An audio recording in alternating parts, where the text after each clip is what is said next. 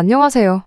5년이란 세월 참아오다 결국 시어머니하고 대판 싸우고 연 끊고 지내기로 한 30대 중반의 여자입니다. 이게 어디 가서 자랑할 만한 이야기는 아닌 걸 알지만 이렇게 사연을 보내게 된 데에는 이유가 다 있어요. 일단 연 끊고 살겠다는 말은 제가 아니라 시어머니가 먼저 꺼낸 말입니다. 시어머니도 주변 분들한테 제 이야기를 많이 하고 다니셨나 봐요. 다들 하나같이 어디서 저 같은 걸 며느리라고 데려왔냐는 이야기를 하셨다네요. 만천하에 물어봐도 이게 다 제가 자초한 일이고 제 손을 들어줄 사람은 세상 어디에도 없다고 하셨죠. 하지만 저는 여전히 제가 잘하면 잘했지 잘못한 행동 하나 한 게 없다고 생각하거든요. 이미 시어머니와는 연을 끊고 지내게 된 지 벌써 2달이 넘어가지만 남편도 중간에서 난처해야 하는 것 같고 신경 쓰여서 이렇게 제 이야기를 적어보내게 되었습니다. 제 사연 천천히 들어보시고 제가 정말 잘못을 한 건지 한번 객관적인 의견을 부탁드립니다. 만약 제가 잘못한 게 맞다면 당장 날 잡고 시어머니 찾아가 사과를 드릴까 생각 중이거든요. 어디서부터 시작해야 시어머니와 제 관계가 흐트러지게 된 걸 설명할 수 있을지 감도 안 잡히네요. 얼마 전 신우가 출산을 하면서 시어머니의 말도 안 되는 억지 부탁이 연을 끊게 되는데 결정적인 역할을 하게 되었지만 사실 전부터 시어머니와 저 둘 사이에 쌓이고 쌓였던 악감정이 있었어요. 생각해보면 결혼하기 전부터 좋았던 적이 없었던 것 같네요. 남편과는 연애 결혼을 했는데 결혼 준비하면서도 일이 하나 있었어요. 남편과 제가 사회생활을 시작한 시기도 비슷하고 둘이 버는 돈도 비슷했다 보니 결혼 전에 모아놓은 돈의 액수까지 비슷했습니다. 누가 더 해가네 덜 해가네 이야기 나올 것도 없이 말이죠. 그래서 결혼은 반반 결혼을 하기로 했습니다. 그렇다고 해서 양가 지원을 안 받으려고 했던 건 아니에요. 애초에 결혼지원금에 대해서는 시댁에서 먼저 이야기를 꺼냈거든요. 저희 결혼하는데 무려 1억을 지원해 주신다고 했어요. 저희 부모님께서 노후 준비 끝나고부터 저 시집 갈 때 준다고 들어놓은 적금이 있기는 했는데 1억에서는 한참 모자라는 금액이었습니다. 시어머니는 저희 집에서 똑같이 돈을 맞춰오지 않아도 괜찮다고 했는데 저희 친정어머니께서 그럴 수는 없다고 여기저기서 돈을 빌려다가 해주셨어요. 친정어머니가 돈 빌리러 다닌다고 친척들한테 아쉬운 소리를 해야 한다는 사실이 마음이 아팠기에 친정어머니한테 그냥 있는 돈만 가지고 결혼해도 된다고 했는데 괜히 돈 덜해 갔다가 이야기 나오면 골치 아프다며 어떻게 그 돈을 마련해 주셔서 저희 집도 똑같이 1억 보태서 정확하게 반반 결혼할 수 있었습니다. 돈은 다행히 저희 이모가 이자 거의 없는 조건으로 빌려주셨어요. 과거에 이모가 저희 부모님께 신세를 졌던 게 많아서 그때 은혜를 갚는 거니 부담 갖지 말라면서 흔쾌히 빌려주셨죠. 저희 친정집이 서울 외곽 쪽에 있는데 의도한 건 아니지만 신혼집을 구하다 보니 친정에서 차로 15분 거리로 비교적 가까운 곳에 아파트를 구하게 되었습니다. 저희들 돈에 양가에서 지원받은 돈 합치면 대출 하나 없이 자가로 들어갈 수 있는 거의 유일한 서울권 아파트였거든요. 물론 찾아보면 더 있기야 하겠지만 동네가 저한테 익숙하다는 것도 장점이면 장점이었고 남편과 제가 출퇴근하기 편한 지하철 노선이 집에서 가까웠다는 것도 마음에 들었어요. 무엇보다 금매로 나온 매물이었는데 집주인분이 빨리 처분하고 싶다고 안에 고쳐놓을 것들도 싹 다 고쳐놓고 리모델링도 새로 싹 해놓았던 집이라 따지고 보면 시세보다 몇천 아끼는 느낌으로 들어갈 수 있는 집이라는 게 마음에 들었습니다. 그렇게 그 집을 신혼집으로 정하고 계약금까지 걸어놨는데 갑자기 시어머니가 말을 바꿔버렸어요. 이유는 신혼집이 처가에서 너무 가까운 거 아니냐는 이유였습니다. 집이 가까울지언정 저희 어머니는 저희 집에 자주 오며 가며 하실 생각도 없는데 그런 건 생각 안 하고 내 돈 1억을 내고 우리 아들 처가살이 시킬 생각 있냐고? 신혼집을 친정 근처에다 구한다면 해주기로 한 돈은 안 해주겠다고 나온 거예요. 이미 계약금까지 걸어놨는데 저렇게 나오니 아주 미치고 환장할 노릇이었죠. 시어머니는 지원해주기로 했던 돈을 안 주게 되면 계약금 조금 손해보더라도 저희가 시댁 근처로 신혼집을 구할 거라고 생각했나 봅니다. 애초에 저희가 신혼집 구할 때 시댁 근처 동네도 안 알아봤던 게 아니거든요. 그쪽 동네에서 저희 예산으로 집을 구하려면 꼬마 아파트나 빌라 정도밖에 없었는데 돈 때문에 그 집 들어가 살자니 나중에 처분할 거 생각하면 머리가 아프고 그렇다고 단지형 아파트를 구하자니 돈이 너무나도 모자라서 대출을 크게 받아야 하는 상황이었습니다. 그런데 이게 웬걸, 이 상황을 들은 저희 이모가 또 조건 없이 1억을 저희한테 빌려주시겠다고 나온 겁니다. 상황이 이렇게 되니 시어머니 입장에서도 이야기가 달라졌죠. 친정 근처에 살게 되었다는 이유 하나만 가지고 아들이 처가 눈치 보면서 살게 될까 걱정이었는데 이젠 시댁에서 돈 한 푼 안 해준다고 하는 상황에 집 살 때 모자란 돈을 다 친정에서 해주는 그림이 되었으니 이젠 더더욱이 남편이 저희 집 눈치를 안 볼래야 안 볼 수 없는 상황이 돼버린 거잖아요. 물론 저희 친정부모님이 그러실 분들은 아니지만 시어머니 입장에서는 안 주기로 했던 돈을 진짜로 안 줄 수 없던 상황이 돼버린 거죠. 그래서 그건 그냥 해프닝으로 끝났어요. 이모한테 돈을 더 빌릴 필요 없이 시어머니가 해주기로 했던 돈을 다시 저희에게 주면서 상황은 일단락 되었습니다. 시어머니가 저한테 출가 외인이니 어쩌니 하면서 결혼했으면 친정에 너무 자주 들락거리는 거 안 좋다는 식으로 몇 번이고 경고하듯 이야기를 했었죠. 솔직히 그 말들이 기분이 나쁘긴 했지만 그렇다고 일부러 친정에 더 자주 찾아가고 그럴 생각은 추호도 없었습니다. 남편이 장인 장모님에게 어려움을 느끼는 것처럼 솔직히 저희 친정부모님도 사위가 오면 불편한 건 매한가지였거든요. 괜히 너네 오면 밥도 해야 되고 집도 치워야 되고 이것저것 신경 쓸 게 많으니 가깝다고 찾아오지 말라고 당부를 하셨거든요. 시어머니가 출가 외인이란 말 같은 거 굳이 꺼내지 않아도 친정에는 자주 들락날락 할 생각이 추호도 없었는데 아무래도 결혼 전에 시어머니가 했던 말이 있다 보니 저는 하기 싫어도 좀 더 시댁에 신경을 쓸 수밖에 없었습니다. 남편이 처가 눈치 안 보고 편하게 잘 지내고 있다는 걸 굳이 증명까지 해야 할 필요는 없었지만 멀리 살아도 시댁도 잘 챙기는 모습을 보여주려고 2주, 3주에 한 번씩은 찾아가고 그랬어요. 결혼하고 처음 2년 동안은 시어머니가 저한테 특별하게 잘해주지는 않았지만 그렇다고 해서 또 저를 특별하게 힘들게 하고 못살게 굴고 그러지는 않았습니다. 기껏해야 아들이 밥은 잘 먹고 다니냐며 왜 이렇게 살이 빠진 것 같냐 하고 제 앞에서 아들 걱정 몇 번 하면서 눈치 주는 게 전부였었죠. 그런 시어머니가 본격적으로 저에게 무언가 요구를 하기 시작한 건 결혼하고 2년이 지나 남편의 동생인 신우가 결혼할 때가 되어서부터였어요. 1억 그거 괜히 지원받았나 싶을 정도로 돈 앞에서 엄청 치사해지는 시어머니였습니다. 시어머니는 저희한테 더도 말고 덜도 말고 추기로 2천만 원만 하라는 말을 꺼내셨죠. 제안이라기보단 통보에 가까웠습니다. 심지어 그 돈을 남편과 제가 공동으로 관리하는 돈에서 내라는 게 아니라 제 돈으로 모자라면 친정돈까지 끌어와서 해야 한다는 식으로 말을 하셨죠. 저랑 남편이 결혼할 때 결혼자금 대부분을 저희 집 사는데 지출을 했다 보니 예단이랑 이런 건 전부 생략을 해버렸었거든요. 그때 당연히 받아야 할 걸 안 받았으니 신우 결혼식에 2천만 원을 요구하는 건 당연한 처사라는 식으로 이야기를 하더군요. 원래 그때 시어머니랑 신우가 받아야 했을 명품들이며 시어머니가 친척분들한테 돌렸을 것들에 이것저것 다 포함해서 말이죠. 애초에 신우하고는 사이가 그럭저럭 괜찮았다 보니 게다가 남편의 하나뿐인 동생이기도 해서 추기로 300만 원 정도 해줄까 생각을 하고 있었어요. 남편 돈 200에 제 돈 100 해서 말이죠.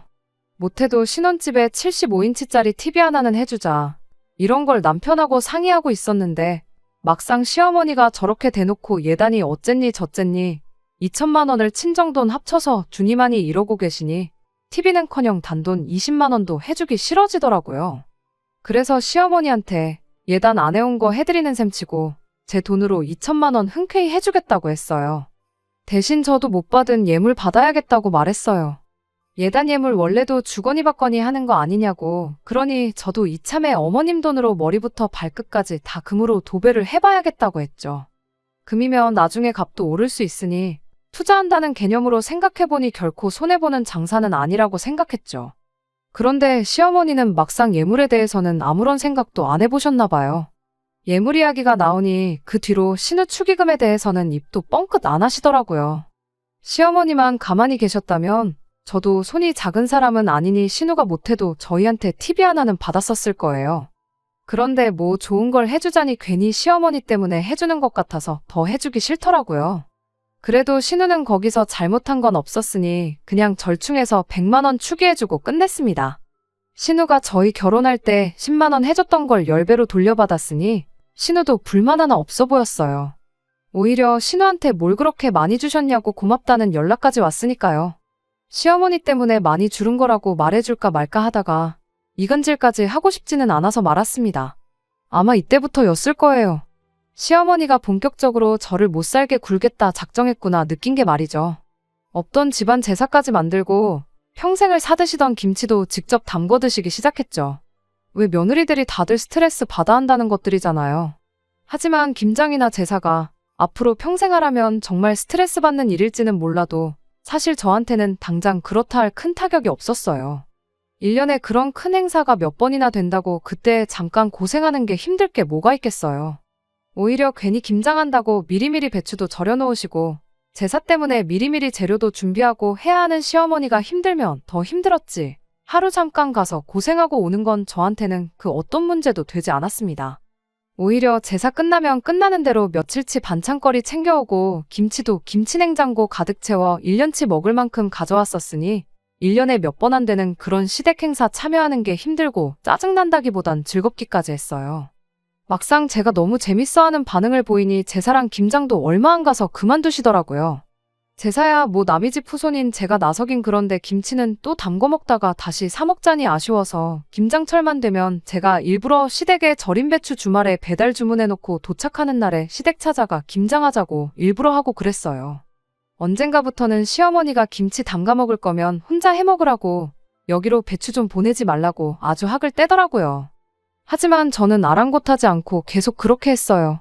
남편도 보면 저랑 시어머니랑 참 안 맞는 것 같은데 어떻게 보면 둘이 엄청 친해 보인다고까지 할 정도였죠.